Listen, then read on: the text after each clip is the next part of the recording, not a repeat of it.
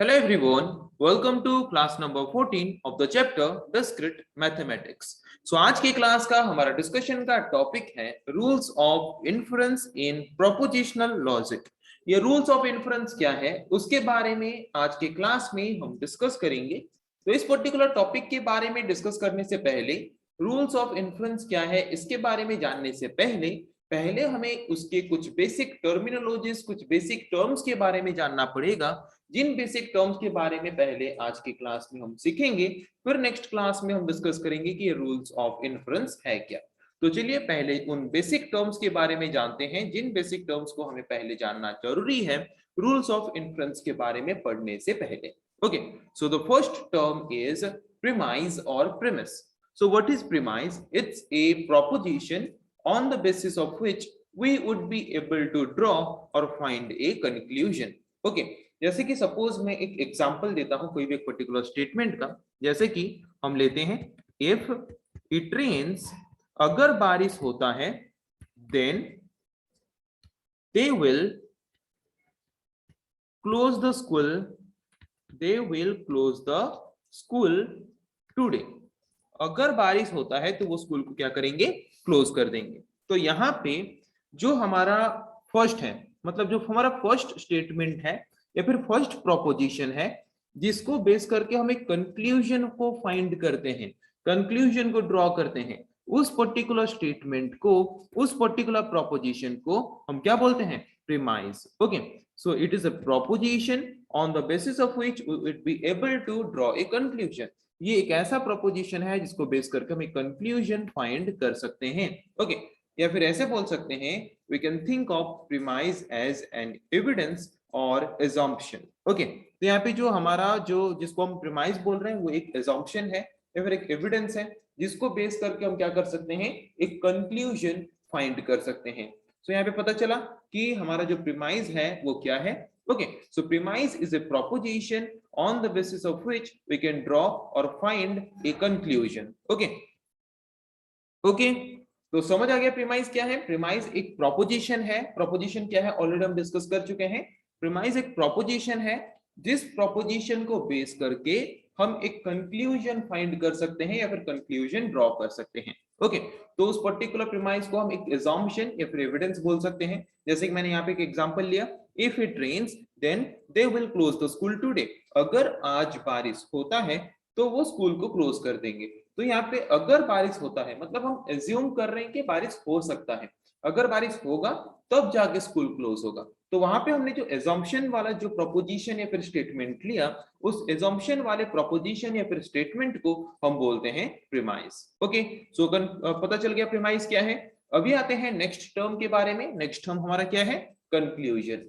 Conclusion के बारे में हम सब जानते हैं, कंक्लूजन क्या है, मतलब कोई भी टास्क या फिर ऑपरेशन परफॉर्म करने के बाद उसका जो रिजल्ट निकलता है, उस रिजल्ट वाले स्टेटमेंट को हम बोलते हैं कंक्लूजन। ओके, तो ये कंक्लूजन है क्या।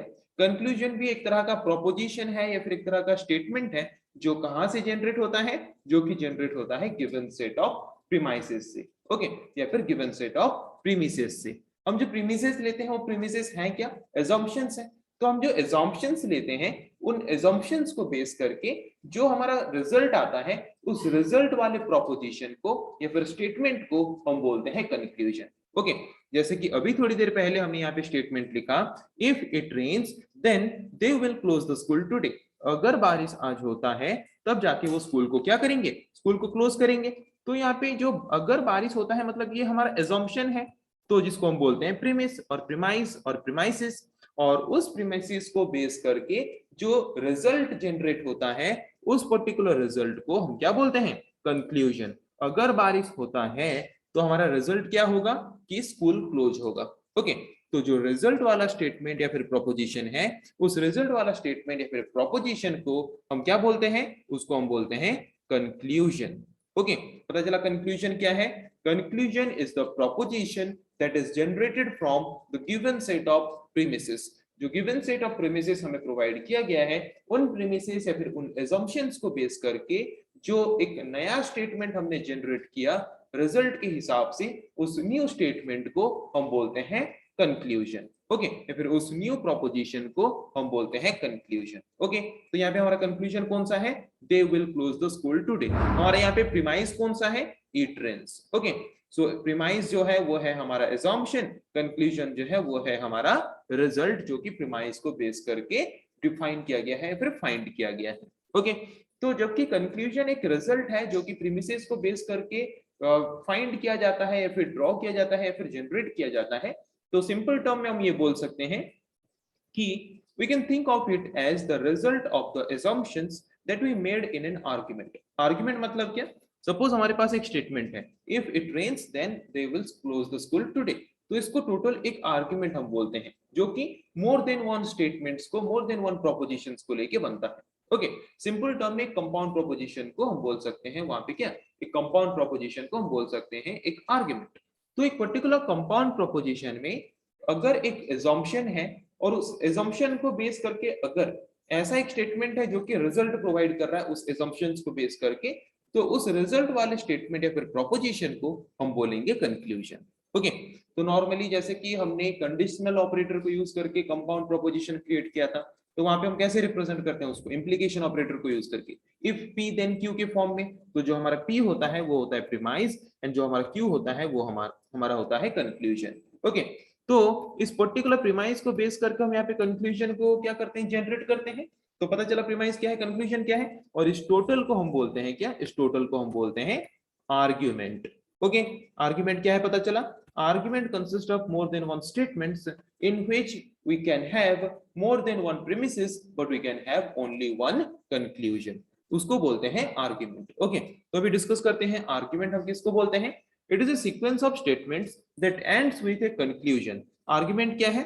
Argument is the sequence of statements. More than one statements को लेके जो हमारा एक अलग सा स्टेटमेंट जनरेट होता है, उस पर्टिकुलर स्टेटमेंट को हम बोलते हैं आर्ग्यूमेंट, जिसका मतलब लास्ट स्टेटमेंट जो है वो क्या होना जरूरी है? एक कंक्लूजन होना जरूरी है, एक कंक्लूजन स्टेटमेंट होना जरूरी है, तब जाके उस पर्टिकुलर स्टेटमेंट को हम आर्ग्यूमेंट स्टेटमेंट बोल के बोलेंगे या फिर आर्ग्यूमेंट बोलेंगे. ओके, अगर उसको सिंपल टर्म में बोले, आर्ग्यूमेंट क्या है? It is a set of one or more premises and a conclusion. Okay, एक या फिर एक से ज्यादा प्रीमिसेस और एक कंक्लूजन को लेके जो स्टेटमेंट हम बनाते हैं, उस पर्टिकुलर स्टेटमेंट को हम आर्ग्यूमेंट बोलते हैं. ओके, जैसे कि मैंने यहाँ पे दिखाया कि इफ इट रेन्स, अगर बारिश हो रहा है, if it rains then they will close the school today. Okay, तो अगर आज बारिश होता है तो यहाँ पे it rains is the premise और premise, they will close the school today is the conclusion, and one or more than one premises, and एक कंक्लूजन को लेके जो टोटल स्टेटमेंट जनरेट होता है, उस पर्टिकुलर स्टेटमेंट को हम क्या बोलते हैं? उस पर्टिकुलर स्टेटमेंट को हम बोलते हैं आर्ग्यूमेंट. ओके, तो अभी हम देखेंगे कि एक आर्ग्यूमेंट को वैलिड आर्ग्यूमेंट हम कब बोलते हैं. आर्ग्यूमेंट किसको बोलते हैं पता चला, प्रीमाइस या फिर प्रीमिसेस किसको बोलते हैं पता चला, कंक्लूजन किसको बोलते हैं पता चला. अभी हम देखते हैं कि एक आर्ग्यूमेंट को हम वैलिड आर्ग्यूमेंट कब बोलेंगे. Okay, an argument is valid if the truth of all its premises forces the conclusion to be true. अगर हमारे पास एक आर्ग्यूमेंट है तो वहां पे one or more than one premises होंगे और एक कंक्लूजन होगा. तो अगर one or more than one premises जो हैं उस पर्टिकुलर आर्ग्यूमेंट में, वो अगर ट्रू हैं, वो सारे अगर ट्रू हैं, और वो ट्रू होने के वजह से अगर हमारा कंक्लूजन भी ट्रू होता है, तो तब उस पर्टिकुलर आर्ग्यूमेंट को हम वैलिड आर्ग्यूमेंट बोलेंगे. बट अगर हमारे सारे प्रीमिसेस ट्रू हैं, फिर भी अगर हमारा कंक्लूजन फॉल्स आता है, तो उस पर्टिकुलर स्टेटमेंट को, उस पर्टिकुलर आर्ग्यूमेंट को हम इनवैलिड आर्ग्यूमेंट बोलेंगे. ओके, तो सपोज कोई भी एक एग्जांपल लेते हैं. सपोज मैंने यहाँ पे एक एग्जांपल लिया या फिर एक ऐसा आर्ग्यूमेंट लिया जहां पे एक प्रीमाइस है. ओके, और उस प्रीमाइस को बेस करके हमने यहाँ पे कंक्लूजन फाइंड किया है. ओके, प्रीमाइस सपोज है P और कंक्लूजन सपोज हमारा है Q. ओके, सो यहाँ पे इसको हम रिप्रेजेंट कर सकते हैं ऐसे, इफ P देन Q. अगर P ट्रू है तो Q भी ट्रू होना जरूरी है, अगर एक आर्ग्यूमेंट को हम वैलिड आर्ग्यूमेंट के हिसाब से रिप्रेजेंट करना चाहते हैं तो. बट अगर एक पर्टिकुलर आर्ग्यूमेंट का प्रीमिसेस ट्रू है बट कंक्लूजन अगर फॉल्स है, तो उस पर्टिकुलर आर्ग्यूमेंट को हम बोलेंगे इनवैलिड आर्ग्यूमेंट. तो पता चला कि वैलिड आर्गुमेंट किसको बोलते हैं, इनवैलिड आर्गुमेंट किसको बोलते हैं। एक पर्टिकुलर आर्गुमेंट के अगर सारे प्रीमिसेस ट्रू हैं और उन प्रीमिसेस को बेस करके अगर कंक्लूजन भी ट्रू होता है तो उस पर्टिकुलर आर्गुमेंट को वैलिड आर्गुमेंट बोलेंगे। और अगर एक पर्टिकुलर आर्गुमेंट के सारे प्रीमिसेस ट्रू हैं फिर भी अगर कंक्लूजन फॉल्स आता है तो उस पर्टिकुलर आर्गुमेंट को हम इनवैलिड आर्गुमेंट बोलेंगे। सो आज की क्लास में हमने कुछ टर्म्स के बारे में डिस्कस किया, जैसे कि प्रीमाइज और प्रीमिसेस क्या है, कंक्लूजन क्या है, उसके बाद आर्गुमेंट क्या है, एंड वैलिड आर्गुमेंट हम किस तरह के आर्गुमेंट्स को बोलते हैं, जिनके बारे में आज के क्लास में हमने डिस्कस किया। आई थिंक आज के क्लास में जिस टॉपिक के बारे में हमने डिस्कस किया है आप लोगों को समझ आ चुका है। नेक्स्ट क्लास में हम डिस्कस करेंगे ऐसे और कुछ टॉपिक्स के बारे में। आज के लिए इतना ही। Thank you.